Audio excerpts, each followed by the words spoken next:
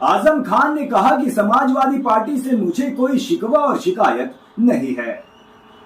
देखिए, मैं हर उस शख्स का जिसने मेरे लिए दुआ की है, मेरे लिए हमदर्दी की है, मैं उनका शुक्रगुजार हूँ सबका, बगैर किसी सियासी तासुब के, सियासी जमात के ज़िम्मेदारान का, समाजी लोगों का, सबका शुक्रगुजार हूँ, उनका भी शुक्रगुजार हूँ।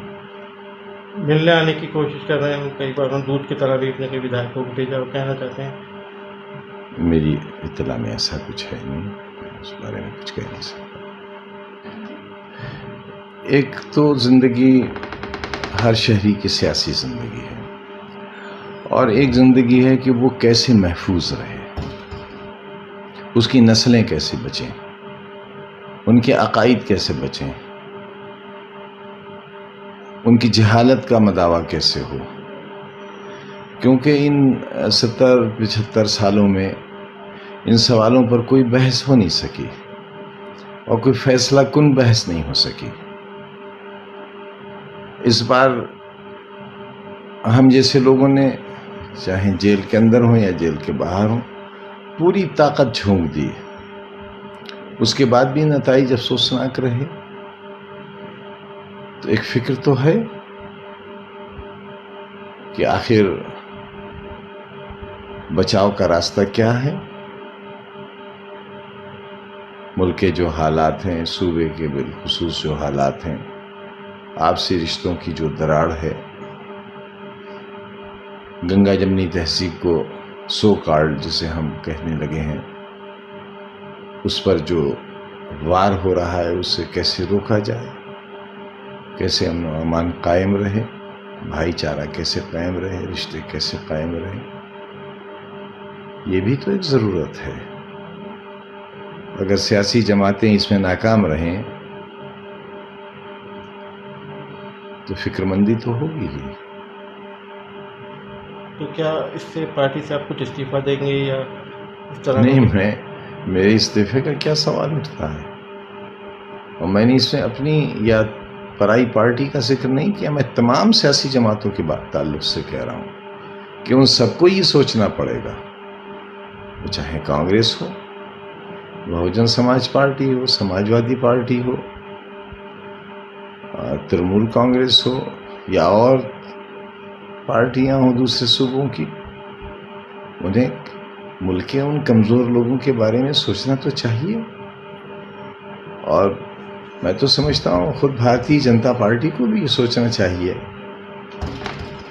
कि सबका विकास, सबका विश्वास, ये जुमला है, यह हकीकत है।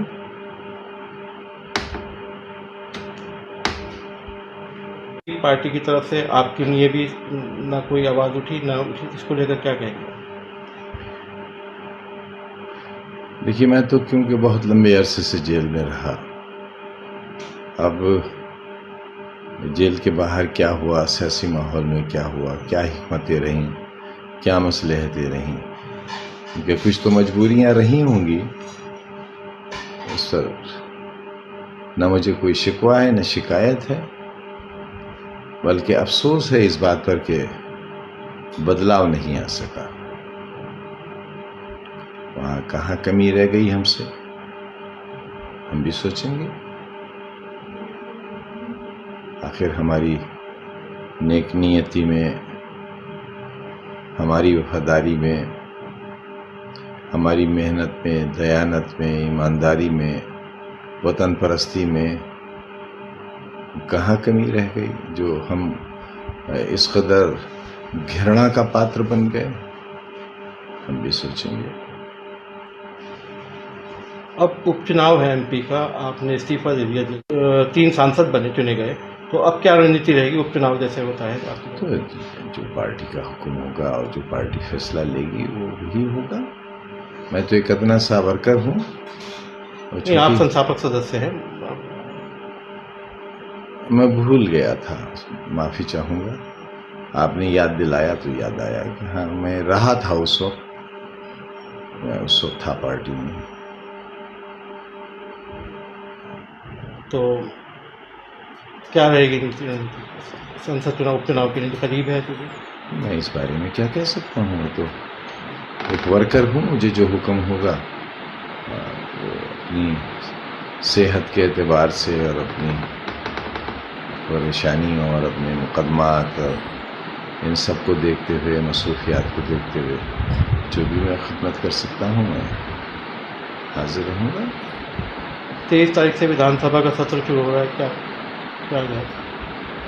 जी, कोशिश करूँगा उसमें शरीक होने की, मगर क्योंकि यहाँ अदालतों में इतने ज़्यादा मेरे और मेरे अजीज़ों के जो मेरे दोस्त अहबाब हैं, मेरे वर्कर्स हैं, सियासी वर्कर्स हैं, उन पर हज़ारों की तादाद में मुकदमात हैं, तो उनके लिए मुझे यहाँ रहना होगा काफ़ी।